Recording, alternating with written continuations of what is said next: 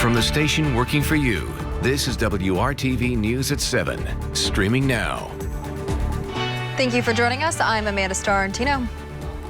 And I'm Mark Mullins. Right now, hundreds of nursing homes throughout the state are receiving antigen testing machines from the federal government. The goal is to get quick results and stop the spread of COVID-19 in long-term care facilities.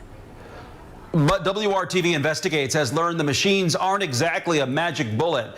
This is a new antigen testing machine at Otterbein, a facility that's lost 20 residents to COVID-19. Because of visitor restrictions, our cameras aren't allowed inside, so we asked Otterbein to take some video for us. The federal government is sending more than 500 of these machines to Indiana long-term care facilities as part of its effort to stop the spread of COVID-19. These antigen machines are important because nursing homes can test residents and staff and get results in just 15 minutes.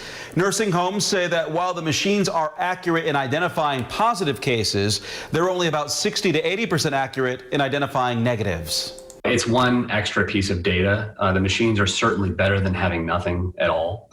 And, facilities, along with their nursing staffs and physician staff, can work through what the information means from the machine taken into context with any kind of signs and symptoms.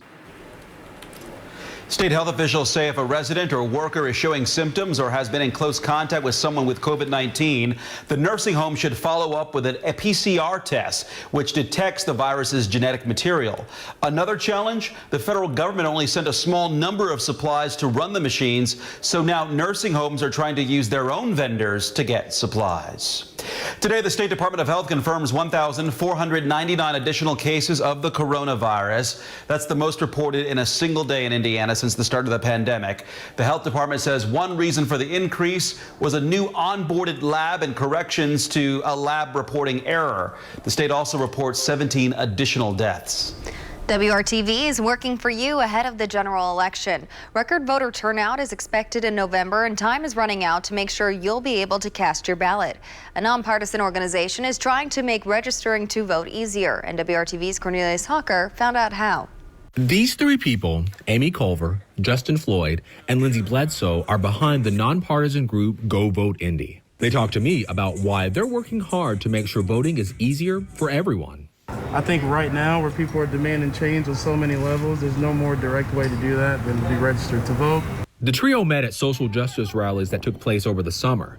And since then, they've held numerous events and registered nearly 1,000 people. They've run across folks who wanted to vote but were intimidated by the process of getting registered. They make the process easy and explain why your vote matters. Everybody's working and voting together. That has a lot of power, and that has a lot of power to make huge change happen. And so when you say, or when you hear, your voice matters, your vote matters, it's absolutely 100% true. No matter who you would vote for during this election, that everyone should have the same opportunities, equal opportunities to be able to cast their ballot on Election Day. Next Tuesday, September 22nd, they're holding a voter registration event that coincides with the National Voter Registration Day.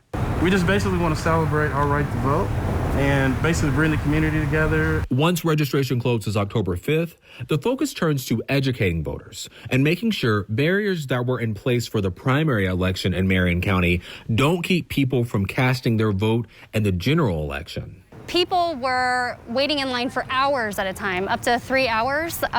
Some people were turned away. So others had to go back to work. They didn't have ample child care to be able to stand in line and cast their vote. Considering what happened with the primaries, vote early. We're all going to do it. We're giving free rides during early voting as well as Election Day.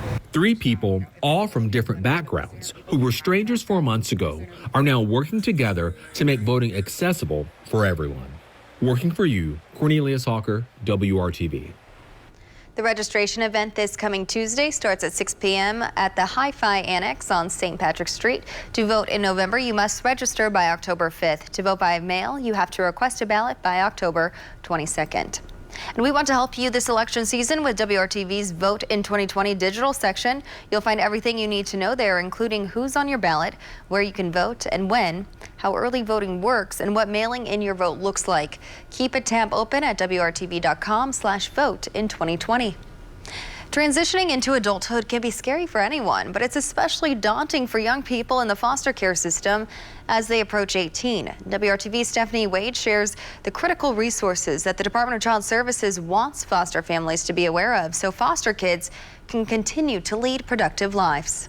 I've been in the system since I was 12. Davita Short spent 8 years in foster care. Going into the system, it was scary because I was separated from my older sister. As she got older, having a loving, supportive foster family, she says. At 16, she began working with the collaborative care case manager. One is assigned to every foster youth that was unable to be placed in a permanent home and is still in foster care by the time they reach 18. Collaborative care really helped me grow. It helped me become more of an adult. It helped me apply for jobs and also helped me to budget. Through the program, they helped her apply for colleges and scholarships. And now she's a student at Vincennes University. And collaborative care is extended foster care. So young people can choose to stay in foster care beginning at age 18 voluntarily, but foster care for an adult looks different than for a 12-year-old. This means they could live in their own apartment or in a college dorm while still being supported financially by DCS. We can help them with rent, help them with utilities or food, transportation, education costs. It made me feel comfortable. It made me realize that there's people that are wanting to help me and wanting to see me succeed. For them to hear from a peer, it's going to be okay, and it's okay to take advantage of these resources available. You do not have to be alone. That's a message we really want to get out there to our young people. We don't want them to be alone. Right now, there are currently 344 youth across the state utilizing these services. And while some foster youth might experience what's referred to as system fatigue by the time they're 18, having spent years in the system and choose not to utilize these services, that's okay too. They're able to call back at any point and re-enter until age 23. It's voluntary. You don't have to do it if you don't want to. We can't make you, but we're not going to turn our back on you. We want to make sure that young people who are exiting our system, all of them, know that. As for Davita, take advantage of the resources that are being presented in front of you. They're awesome. They're great, and they help you. Stephanie Wade, WRTV. This view over Indianapolis summarizes our Friday weather very well. Lots of sunshine out there today and the American flag flapping in that north to northeast breeze that we have had. That sun getting ready to set here.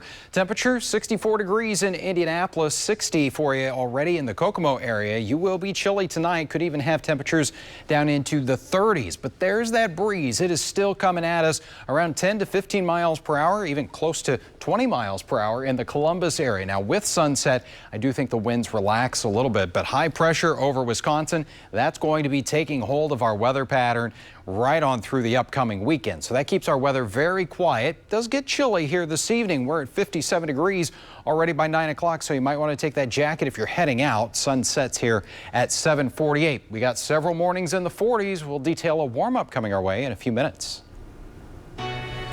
He once called himself a COVID denier. Now, after firsthand experience, he's a true believer. Coming up, how getting sick with the virus made this man switch sides. And 2020 has brought a lot of darkness, but this is the good stuff right here. Our Brad Brown brings us the story about a team with a lot of heart on a mission to make it undefeated this season. That's a bit later when the news continues on WRTV.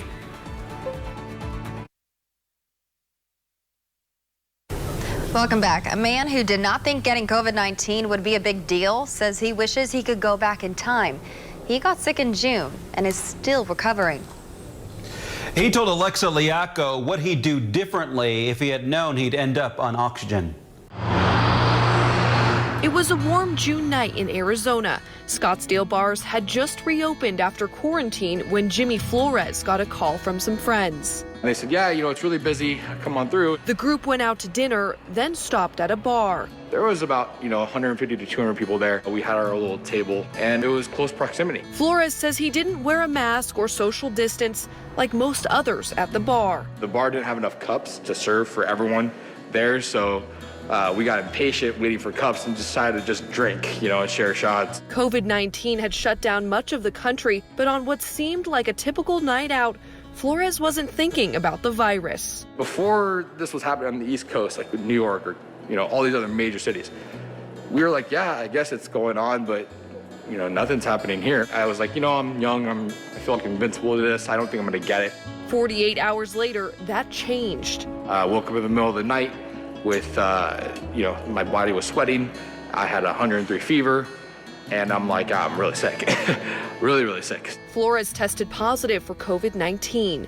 Days later, he ended up in the hospital, hooked up to oxygen. If I breathed in too much, I would just have a massive cough attack, which led me to have just massive headaches. And then when that happened, I would have a panic attack, so that would even collapse my lungs even more. Flores documented both the physical and the mental toll the virus took on his social media. I did not take it seriously at all. And now that I have this, I wouldn't wish this on my worst enemy. Couldn't even go to the restroom because I would have a coughing attack. He says the time spent sitting alone in his hospital bed left him with a lot of questions.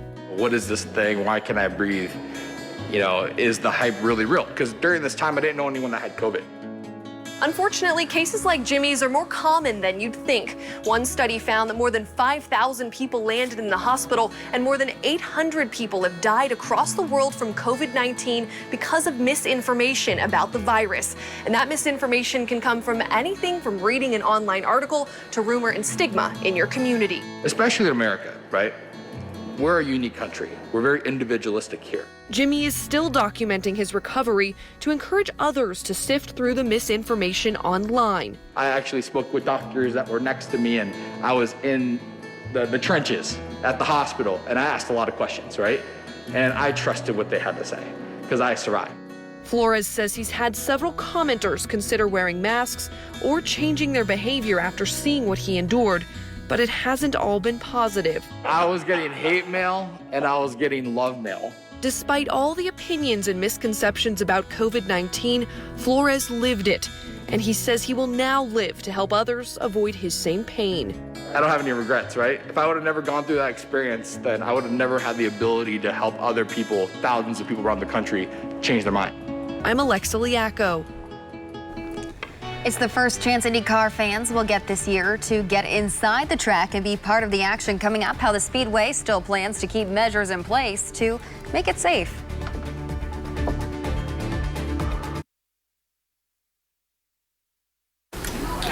For the first time in 2020, the Indianapolis Motor Speedway will welcome fans inside its gates for live racing. Today, IMS announced that up to 10,000 spectators will be allowed inside each day for the IndyCar Harvest GP weekend, October 1st through the 4th. The Speedway ran the Indy 500 and Brickyard 400 this year with no fans due to the pandemic. But with COVID-19 rates slowly improving, IMS got the approval of the Marion County Health Department to host fans for the racing triple header. Fans will be divided into groups of up to 5,000 each in spectator zones located at Turn 1 and Turn 4 of the track. Face masks will be required. Seats in the grandstand will be socially distanced, and fans must also enter through pre-assigned gates and remain in their designated zone.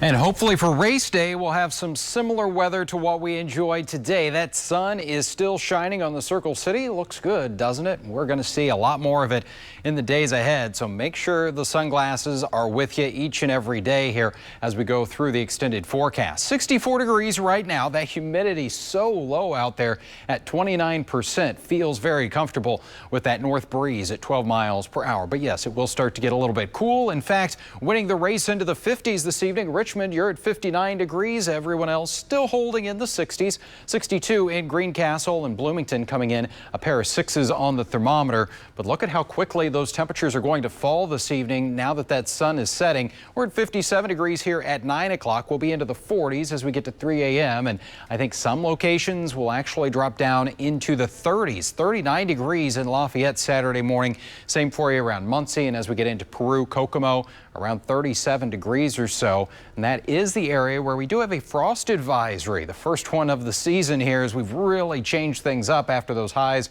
around 80 yesterday. But a frost advisory from Monticello through Logansport, Peru, Marion, Hartford City into Portland here. That goes through 9 o'clock on Saturday morning. I do think it's going to be very patchy, not all that impactful for us, but just kind of a reminder that things are getting a little more fall-like. Temperature-wise on our Saturday, we get back into sunshine. We're still in the 50s, though, at 11 a.m., right around 60 at noon, and we'll get mid to upper 60s for the afternoon high. 65 for you in Kokomo. Lafayette will recover to 68 degrees, and we'll find temperatures mid to upper 60s along I-70, may squeak out a 70 or so here around Spencer and Seymour. Those temperatures upper 60s. Second half of the weekend, heading off to the Colts game.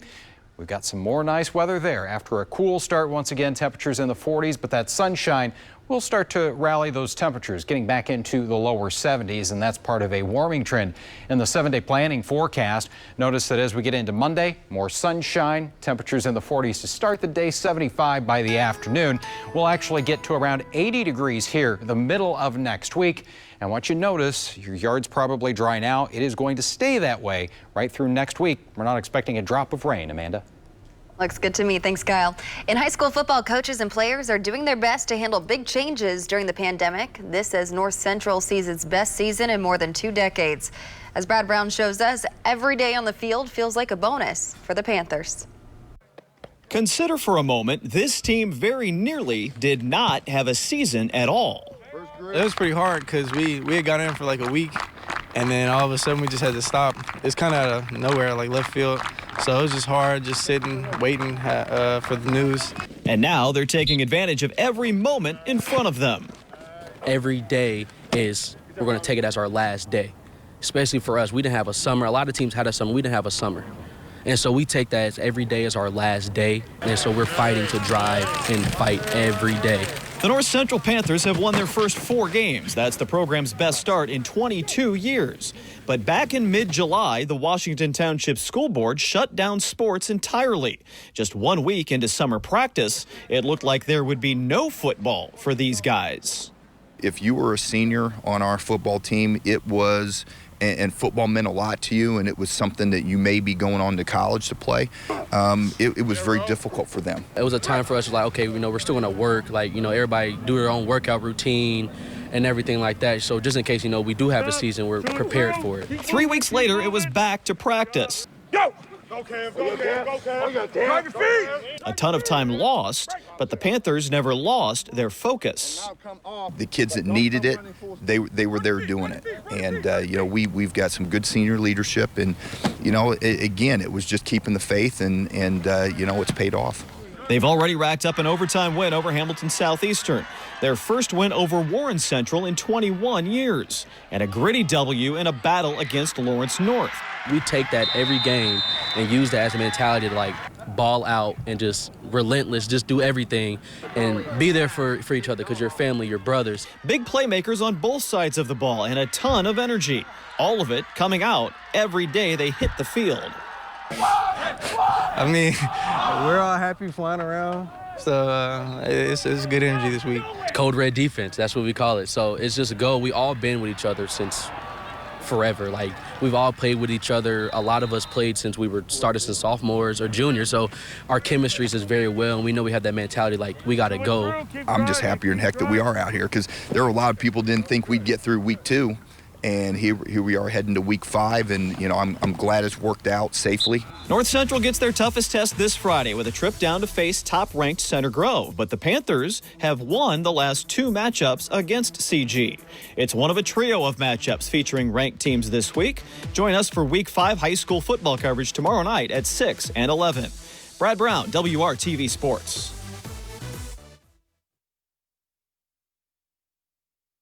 It's the last weekend of summer, but certainly feeling more fall-like out there as we will start off both Saturday and Sunday morning in the 40s. Some spots in the 30s tomorrow morning. 67 will be our high on Saturday, but temperatures do rally as we go into next week. We're back around 80 by Wednesday. Thanks for making WRTV your choice for news. We'll leave you with this beautiful look of Indianapolis. We'll see you tonight at 11.